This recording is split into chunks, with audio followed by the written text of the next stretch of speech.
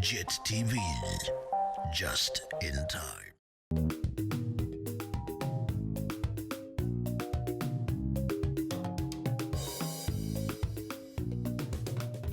Sanbanan Babagela Makaya, and a very warm welcome to JIT-TV News, where we bring you nothing but politics, business, sports, and entertainment all in one experience. Ekamalamu andile gogolethu intombi yakwacindi umahlaba.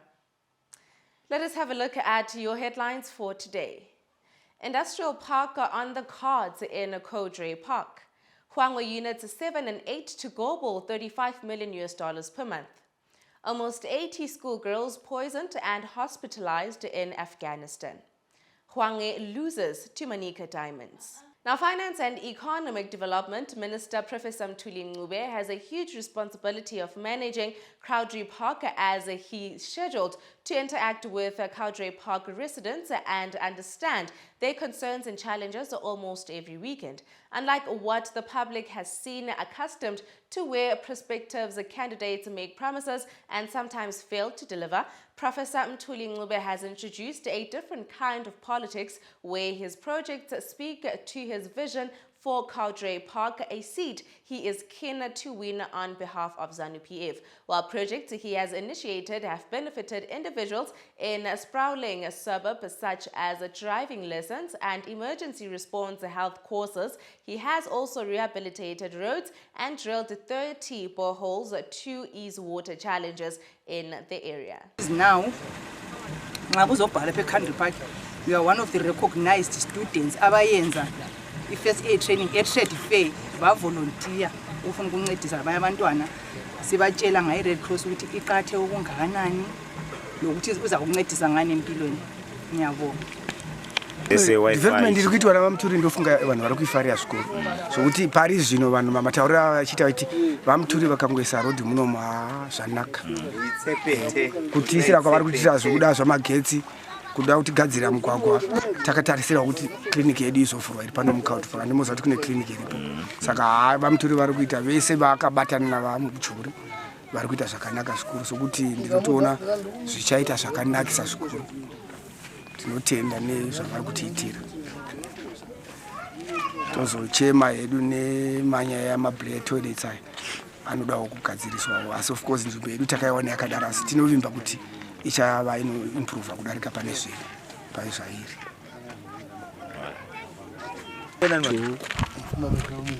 Yes, indonzi Washington Msonza, ndiri mugari womuno muKodre Park, ndiri permanent resident. Ezvino ndava kufara, ndane hope, ndane tarisiro. Ndaona road iri kugadzirwa. Ndikaona vakatisira masuwa vatigadzira road.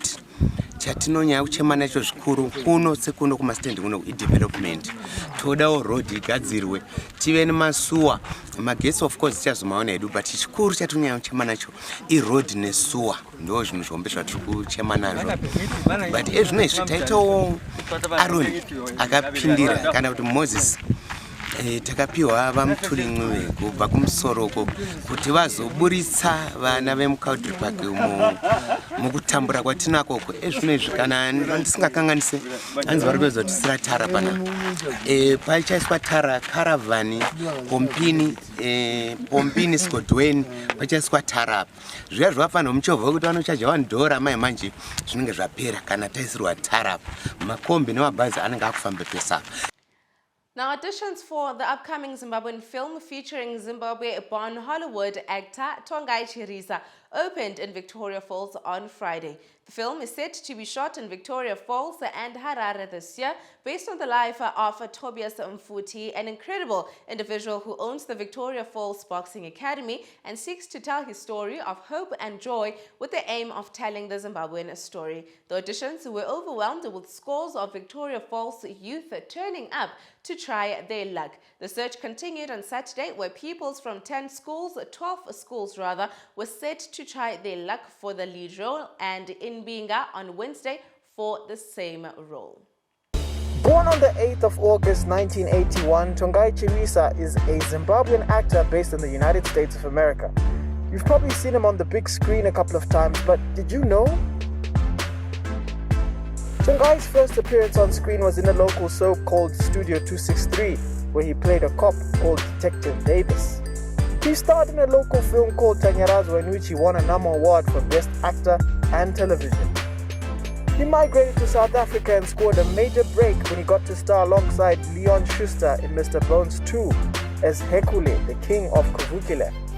Bigger things were set to happen for Tongai as he went on to star in NBC's Crusoe, Sleepy Hollow, Whitney, the Lifetime Whitney Houston biopic, iZombie. Happiness is a 4-letter word alongside South Africa's finest talent, Palm Springs, starring Andy Samberg, which scored a 95% in ratings on Rotten Tomatoes, as well as Antebellum. Tongai is also quite the crooner, having teamed up with Tammy on a duet called Usacheme. Despite the levels of success Tongai has experienced, he remains a humble, grounded character off-screen, always ready to share knowledge about his experiences on-screen. Now, the death toll in the Senegal violence has risen to 15 as supporters of convicted opposition leader Ousmane Sonko and police continued to clash, the government said on Saturday. While Dakar was calmer on Saturday, clashes continued in the evening. In residential neighborhoods, protesters threw rocks at police, barricaded roads and burned tires. The army patrolled the streets as police fired tear gas at the demonstrators, inspecting and detaining people deemed to be causing trouble. The international community has called on Senegal's government, though, to resolve the tension. The poor neighborhoods where young people are fighting with security forces after a court sentenced opposition leader Ousmane Sonko to 2 years in prison. His supporters say it's a fight against injustice, a ploy by President Macky Sall to eliminate his opponent ahead of next year's elections. We need to fight. We won't stop. President Macky Sall is responsible for this. We won't let him get his way. We won't let him stay in power or detain Ousmane Sonko. We are not going to stand for it. For them, Sonko is the voice of the young and voiceless, challenging the rich and powerful. He's calling for an uprising against the government. Several people have been killed in the violence, including members of the security forces. The government say some officers were shot dead by protesters. For people like Mustafa Faye, Sonko is not the right leader. Sonko is divisive and he's dividing our country. He's manipulating the young who are unemployed and frustrated. President Sall is calling for calm and dialogue. Meanwhile, the army has been deployed to protect businesses and banks from looting. And now on to the international news for today. Now, nearly 80 girls were poisoned and hospitalized in 2 separate attacks at their primary schools in northern Afghanistan. A local education official said on a Sunday. It is thought to be the first time this kind of assault has happened ever since Taliban swept into power in August 2021 and began their crackdown on the rights and freedoms of Afghan women and girls. The education official said the person who orchestrated the poisoning had a personal grudge but did not elaborate further. The department's investigation is ongoing and initial inquiries show that someone paid a third party to carry out the attacks. Sunday in Saripul province in northern Afghanistan. Officials say that female students from grades 1st to 6th were targeted. The 2 affected schools are located close to each other and were targeted almost around the same time. As per authorities, 60 girls were poisoned in one primary school and 17 in the other. The condition of the girls said to be safe. Investigations are underway. The cases bring back memories of similar incidents in Iran, as I mentioned. Nearly 13,000 students had fallen sick in these attacks. This is the first ever case of this kind to be reported in the Taliban-led Afghanistan. The company has revealed that it will need $35 million per month to buy power for Hwange power stations, 2 new units. But questions about whether the government will be able to provide the money still lingers. The 2 units are set to be fully operational by September or October 2023 are expected to add 600 megawatts to the national grid to ease the shortages of electricity in the country due to growing demand. Unit 7 was successfully synchronized in March this year, while Unit 8 will be synchronized very, very soon. being brought on stream, the relief may not be as immediate as many people might be hoping. And this is because, the 300 megawatts does not immediately come on stream. We understand that there's still a lot of integration, a lot of monitoring of these systems that still needs to take place. And as at Monday, about 80 megawatts of additional power were being fed onto the grid, and that number will increase progressively. Also bear in mind that this additional capacity is coming at a time when there's also increased demand, particularly if you look at the mining sector.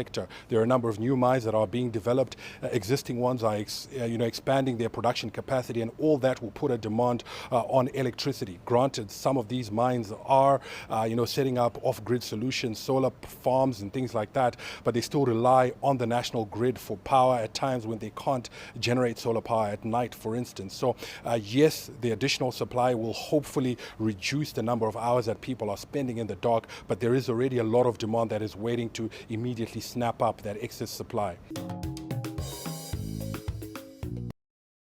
JIT-TVzw, just in time. Just in Time Television introduces a revolutionary game changer, a massive banger, bringing your live streaming, be it entertainment, news, animation, reality shows, you name it. Visit our website at www.JIT-TVzw, where you can stream just in time and subscribe for only 10 Rand. And don't forget to go on our social media platforms at Twitter, Facebook, and Instagram. JIT TV is still yet to bring you. Entertainment is our game.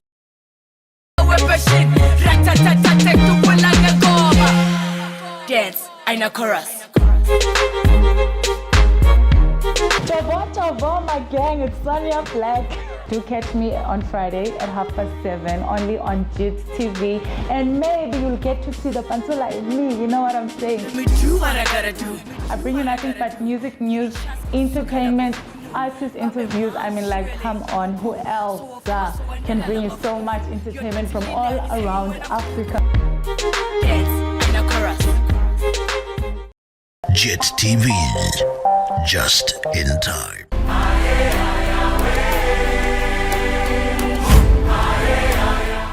Hello everybody, Happy Sithole here, uMandlovu ngokuzalwa. Let's fellowship together every Sunday on your gospel show, Oasis, on channel 417. Remember, entertainment is our game.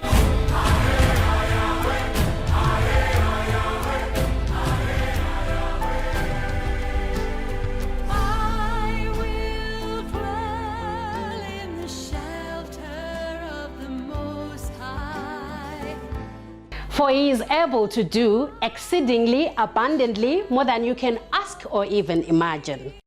JIT-TVzw, just in time. And lastly, on to your sports news for today. Now, the football gods continue to turn their backs on Chimpangano after 10-man Hwange stumbled in front of their home fans, losing to visiting Manica Diamonds in the Castle Lager Premier Soccer League match played before a huge crowd at the Colliery Stadium yesterday. Not only have the coal miners now failed to win at home in 270 minutes of football action, they have also not scored a single goal at home, and the faces of their passionate fans at the final whistle told a biggest story of despair and dejection. Cross comes. Oh, how close was that?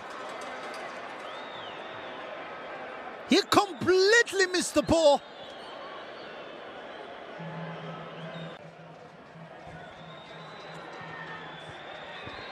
So Dana must break free now with Antonio. Across to come and shot! It's a goal! And now on to your JIT TV News Weather Report.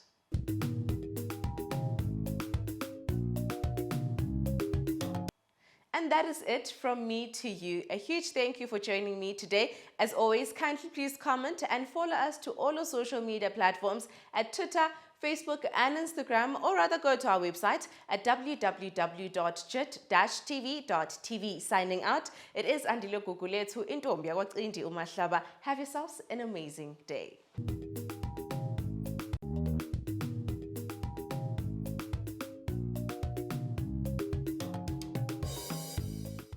JIT-TVzw, just in time.